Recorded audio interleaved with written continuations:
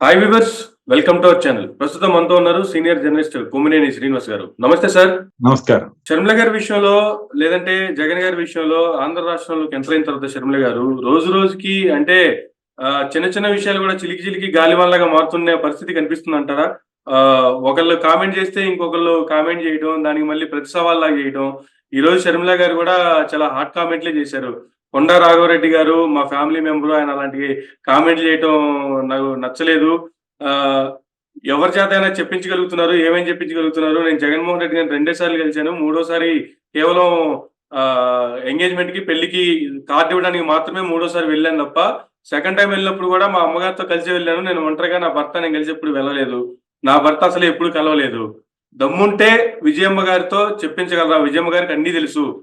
దమ్ముంటే విజయమ్మ గారితో చెప్పించగలరా అని చెప్పి ఆవిడ కొంచెం సవాల్ విసిరినట్టుగా కూడా మాట్లాడారు. ఎవరో నాకు కితాబిస్తే నా విలువ ఎక్కువ కాదు, ఎవరో నాకు కితాబు ఇవ్వకపోతే నా విలువ తక్కువ కాదు. నేను రాజశేఖర రెడ్డి రక్తం. రాజశేఖర రెడ్డి గారు వైఎస్ రాజశేఖర రెడ్డి గారు అయినప్పుడు ఆయన బిడ్డ వైఎస్ షర్మిలారెడ్డి కాకుండా ఎలా పోతుంది? ఆయన మనవడు రాజశేఖర రెడ్డి గారు మరీ ముఖ్యంగా కోరుకొని మా నాన్న పేరు పెట్టుకుంటాను అని వైఎస్ రాజారెడ్డి అని పేరు పెడితే ఆ మనవడికి ఆ పేరు కాకుండా ఎలా పోతుంది? ఎవరు ఎన్నైనా మాట్లాడచ్చు వాళ్ళ స్వార్థం కోసం, కానీ నిజం ఎప్పటికీ నిలకడగానే నిలుస్తుంది. నేను రాజశేఖర రెడ్డి గారి రక్తాన్ని, ఆయన ఆశయాలను కాపాడటం కోసమే ఈరోజు కాంగ్రెస్ పార్టీలో ఇంత గట్టిగా ఆంధ్ర రాష్ట్రానికి వచ్చి పోరాటం చేస్తున్నాం. మీరు ఎన్నైనా మాట్లాడచ్చు. ఈరోజు పొద్దున చాలా దగ్గరి మనుషులు కూడా చాలా విచిత్రమైన, చాలా బాధ కలిగించే కామెంట్స్ చేశారు. కొండా రాఘవరెడ్డి అన్న నాకు కానీ నా కుటుంబానికి కానీ దగ్గర అనుకున్నా, కానీ ఈరోజు ఆయన కూడా నా మీద నేను పాదయాత్ర ఎందుకు చేశాను అన్న దాని మీద ఆయన ఏదో అక్కడ ఉన్నట్టు, ఆయన బావుమర్ది అక్కడ సూపరింటెండెంట్ అయినట్టు, ఆయన అంతా విన్నట్టు ఏదేదో చెప్పారు. నేను పాదయాత్ర చేయాలి అని భారతమ్మ అడిగితే నేను పాదయాత్ర నేను చేస్తాను అని నేను అడిగినట్టు చెప్పారు. అన్న కొండ అన్న, మీ సూపరింటెండెంట్ చేత వచ్చి ఆయన ఈ మాట చెప్పించగలరా? మీరు మీ దేవుని మీద, మీ బిడ్డల మీద ప్రమాణం చేసి జరిగింది ఇది అని ప్రమాణం చేయగలరా మీడియా ముందర? నేను ప్రమాణం చేయగలను జరిగింది అది కాదు అని. నేను పాదయాత్ర చేస్తాను అని నేను ఎప్పుడూ అడగలేదు. నన్ను కోరితే నేను ఒబ్లైజ్ చేశాను తప్పితే ఇది నిజం కాదు అని నేను నా బిడ్డల మీద, నా దేవుని మీద ప్రమాణం చేసి చెప్పగలను. ఇదే స్థాయిలో మీరు చెప్పగలరా? నేను నా భర్త పోయి అక్రమంగా డబ్బులు సంపాదించుకోవాలి అన్న ఉద్దేశంతో మేము జగన్ రెడ్డి దగ్గరికి వెళ్ళి మేము అడిగినట్టుగా మీరు చెప్తున్నారు. మీరు అక్కడ ఉన్నారా? మీరు అది ప్రూవ్ చేయగలరా? కనీసం నేను విజయవాడకు ఆ ప్రమాణ స్వీకారం రోజు తర్వాత ఒక్కసారి ప్రైవేట్ అఫైర్స్ విషయంగా పోవడం తప్పితే, అది కూడా విజయమ్మ గారితో సహా నా భర్తతో కాదు పోవడం తప్పితే, మొన్న పెళ్లి కార్డు ఇచ్చేంత వరకు నేను ఎప్పుడూ పోలేదు. పోనీ నేను వెళ్ళానని మీరు ప్రూవ్ చేయండి, మీ మాట నిజం అనిపించుకుందాం. ఎందుకన్నా దేవుడు చూస్తున్నాడు. మీరు నిజాలు నిక్కచ్చిగా చెప్పేట్టుకుంటే మీ విలువ పెరుగుతుంది. కానీ ఒక ఆడపిల్ల మీద అబాండాలు ఇలా వేస్తే, రాజశేఖర రెడ్డి బిడ్డ మీద మీరు అబాండాలు వేస్తే ప్రజలు గమనిస్తున్నారు. దయచేసి ఇలాంటివి చేయకండి. నేనుగా నిస్వార్థంగా పాదయాత్ర చేశా. నిస్వార్థంగా జగన్మోహన్ రెడ్డి గారు ముఖ్యమంత్రి కావాలని కోరుకున్నా. ముఖ్యమంత్రి అయినాక నాకు ఈ పని కావాలని గాని, నాకు ఈ పదవి కావాలని గాని నేను ఏ రోజు కోరిన దాన్ని కాదు. దీనికి సాక్ష్యం మా అమ్మే.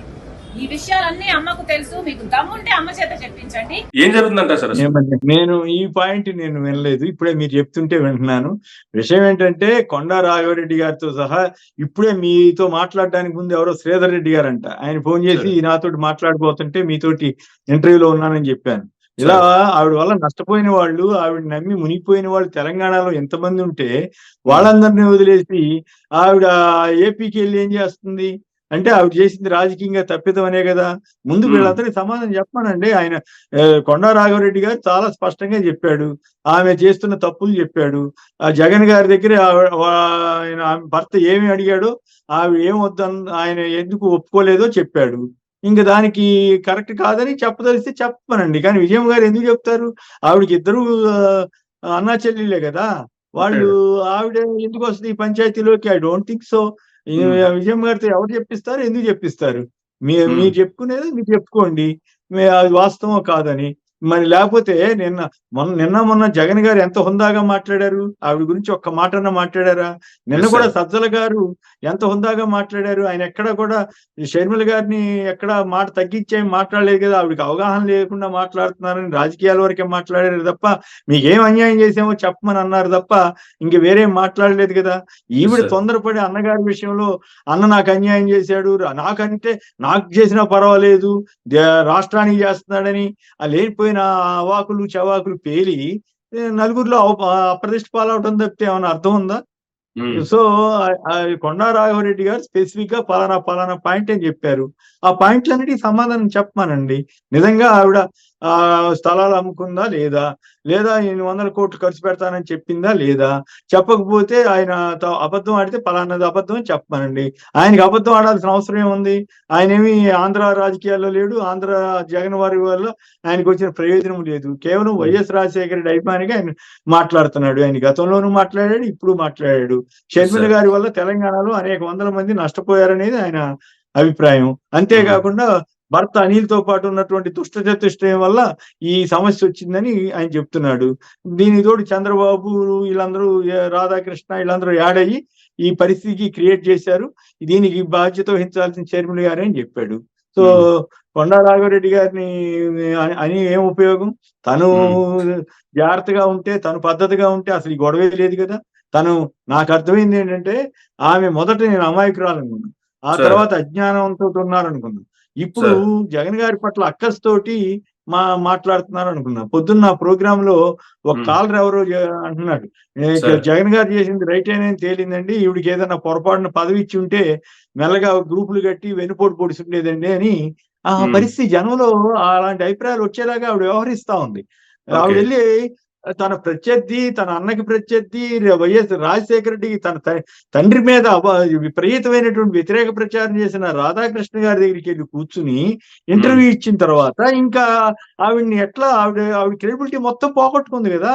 ఇప్పుడు ఏం చెప్పినా ఆవిడ నమ్మే పరిస్థితి లేదు. ఉమ్, ఆవిడ ఆవిడ ఆ పనులు చేయకుండా తనంటూ సొంతంగా ఏదైనా చేసుకున్నట్లయితే అది వేరే విషయం. ఆవిడ ఓకే. చేసింది తప్పు కదా. రాధాకృష్ణ అంటే ఏంటి? ఎవరు? చంద్రబాబు మనిషి. చంద్రబాబును పవన్ కళ్యాణ్ ఒకటి.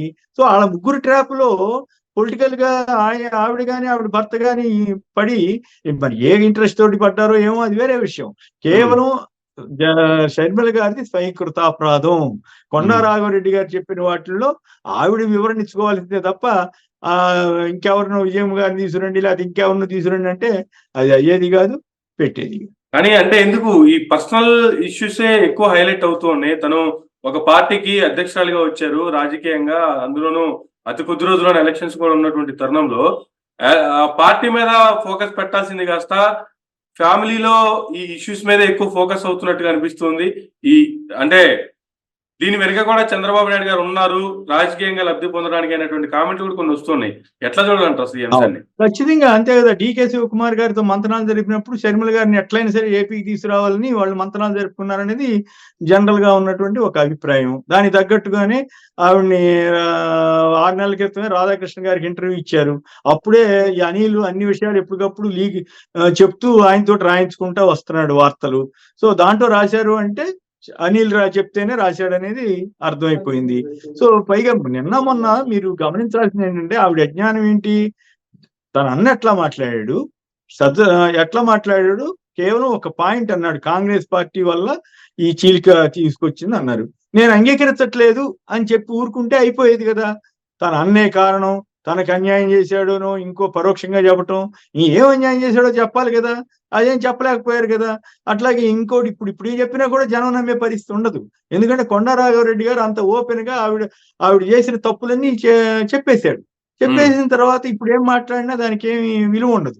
సో కాబట్టి ఆవిడ మాట్లాడేటప్పుడే జాగ్రత్తగా కేవలం ఏదో గవర్నమెంట్ పరంగా ఏదైనా విమర్శలు చేసుకుంటా చూసి చూడని విమర్శలు చేసుకుంటా పోతే పర్వాలా. కానీ ఎప్పుడైతే ఆవిడ వ్యక్తిగతంగా జగన్ గారిని టచ్ చేసిందో అప్పుడే ఆవిడ నష్టపోవటం మొదలైంది. జనంలో ఆవిడ మీద అనుమానం రావటం మొదలైంది. సో ఇదంతా చంద్రబాబు గారి ట్రాపు లేదా ఇంకో రాధాకృష్ణ లాంటి వాళ్ళ పొలిటికల్ ట్రాపు అనేటువంటి పరిస్థితి.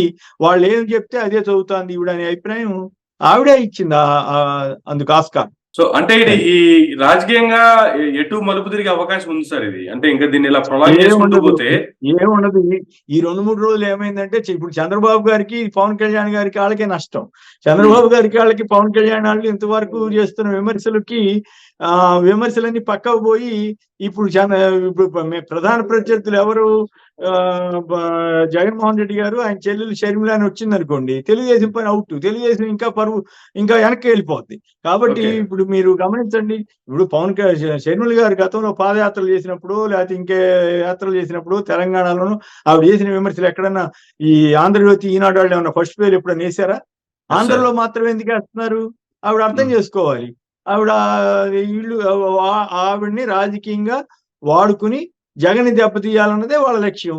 ఈవిడ అమాయకత్వంతో, అజ్ఞానంతో, అక్కస్తోటో ఈవిడ వాళ్ళ ట్రాప్ లో పడి గిలగిల్లాడుతున్నారు.